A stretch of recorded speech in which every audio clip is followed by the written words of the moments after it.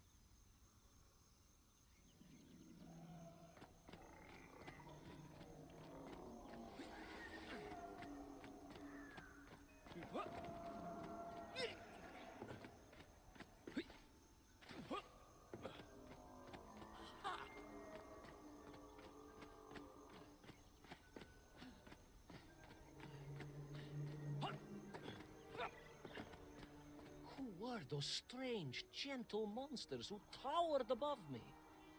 I could only guess they were the lost tribe of the Menkv, an earlier race of people.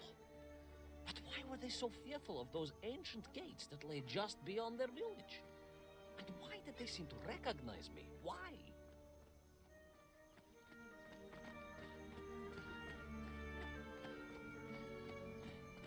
Yes, I'm also wondering why. Ну а как же, генерал? Who was I to question such things? Trapped as I was deep underground. I was more curious, I must admit, about the location of little Orpheus.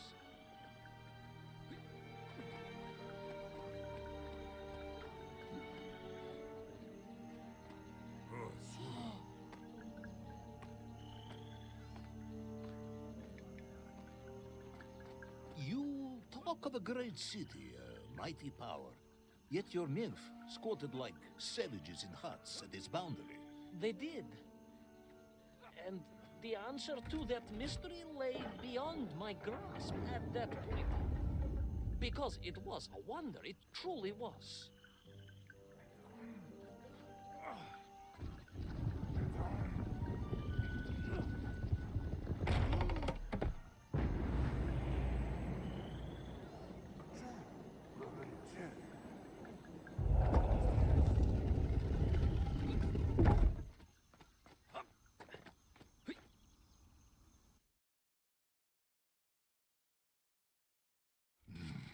The lost city of Agartha. I hope I may one day see it myself. Oh, General, if only you could. Unfortunately, as I shall explain, should you seek Agartha now, you wouldn't find it. It has been utterly destroyed.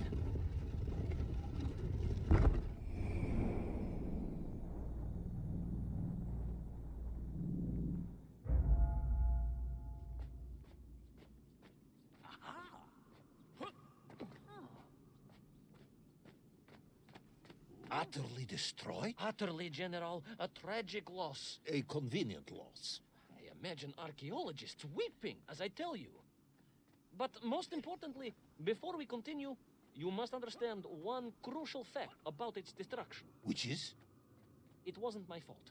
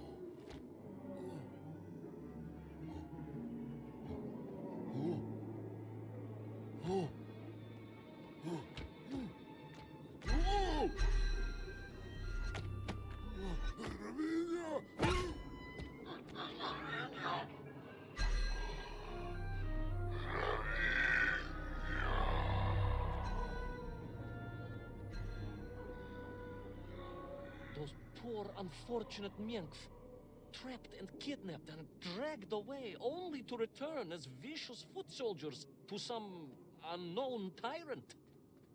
And yet, there was something familiar about the shtukovina they were forced to wear on their heads, which I was sure were being used to control and enslave them. And what was that? General, it curiously resembled the radio sets I used to tinker with as a child. Radio sets? It was very curious. It was very curious. It was extremely curious.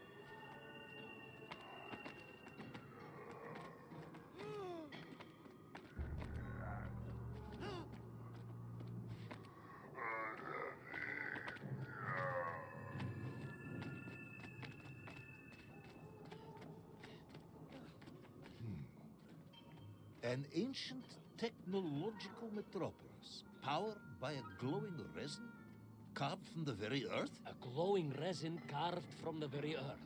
Do you see, General? I fear you are about to enlighten me.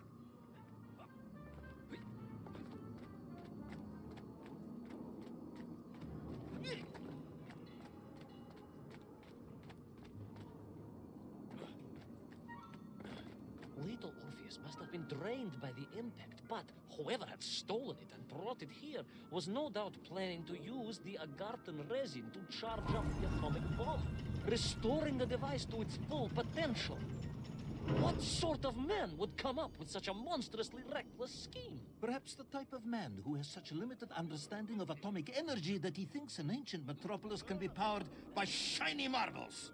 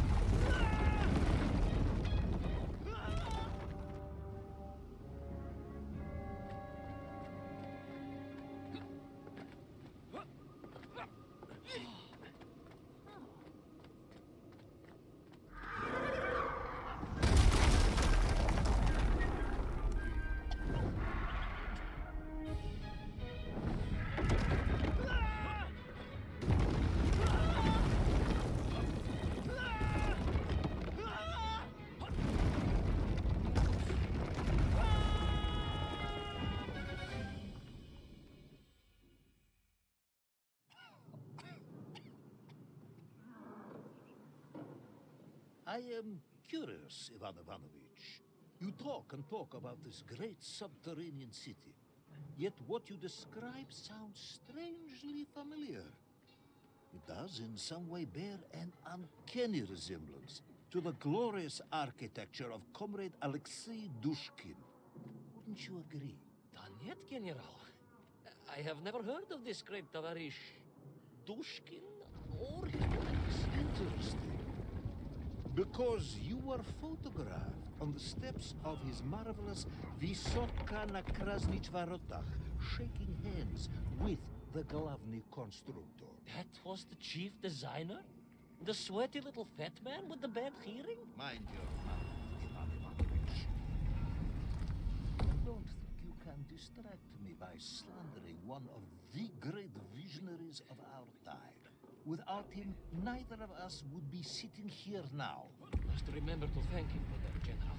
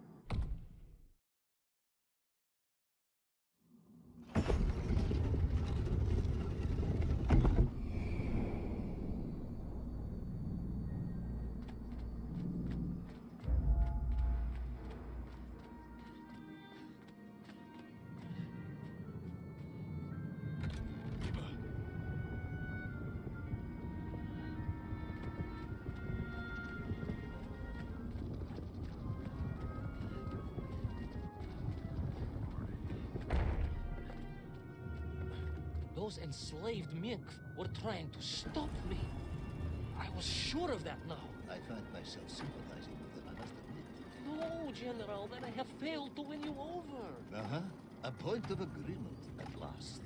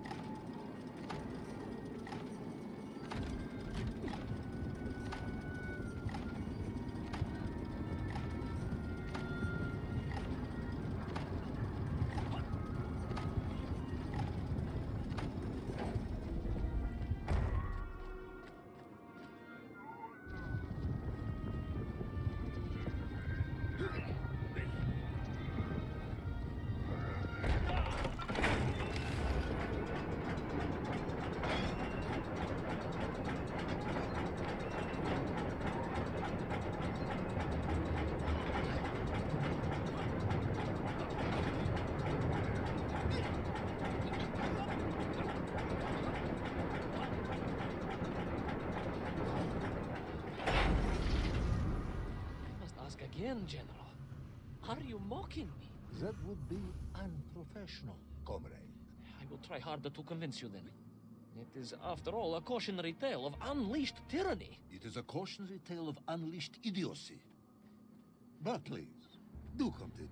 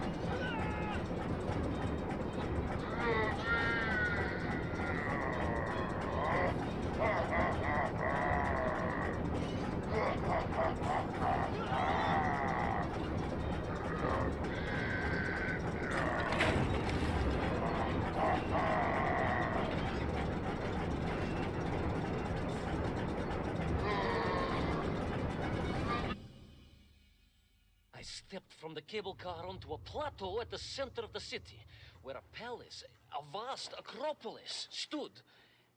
I was reminded of Chelyabinsk-40. May I ask how you know of Chelyabinsk-40? My Aunt Masha was a traveling tinker who married a beef investigator from Zlatoust. She told me of a secret but wonderful city in the west. An edifice of sheer power, humbly serving the will and needs of the people. Yes, unfortunately, that story didn't end so well. No. That's what...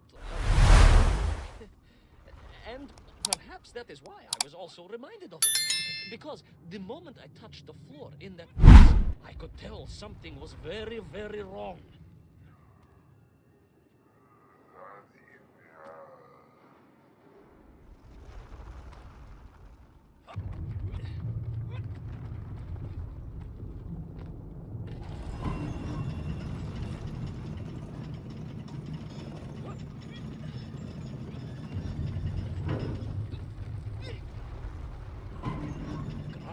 To shake alarmingly, and the whole city felt as if it was shuddering. I could only imagine what I would find in the heart of the vast temple. If it isn't a giant glowing marble, I'm going to be very disappointed.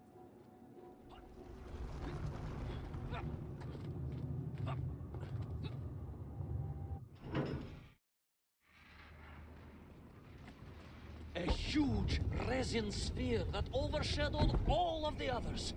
I caught glimpses through the twisted architecture.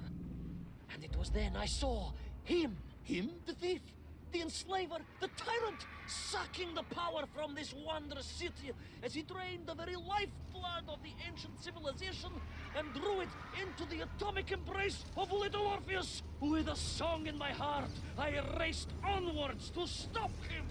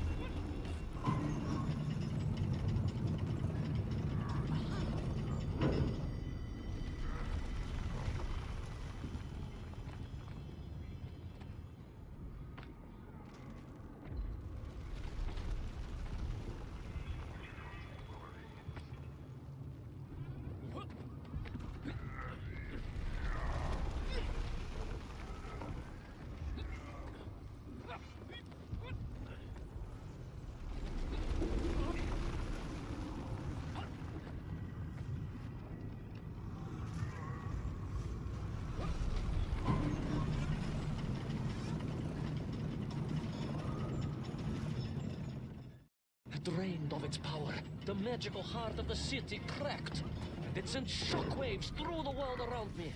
A true monster, General, willing to bring down the mountain itself upon Agatha and bury it forever in his ruthless scheme.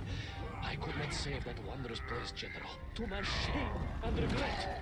But I resolved myself to avenge the Mirror, to recapture little Orpheus, and to bring that tyrant to justice.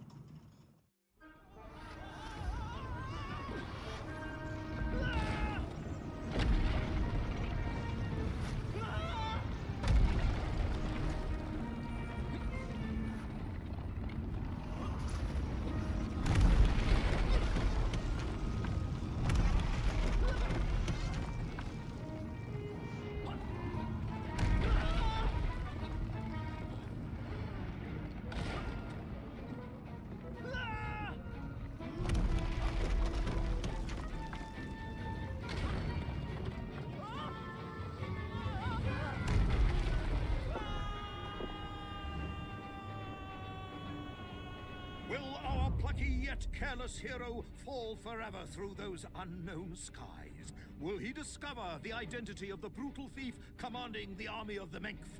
What chance does he have of ever returning to his beloved homeland? How long can the General's patience last? All of these questions and more will definitely be answered in the next exciting episode of Little Orpheus!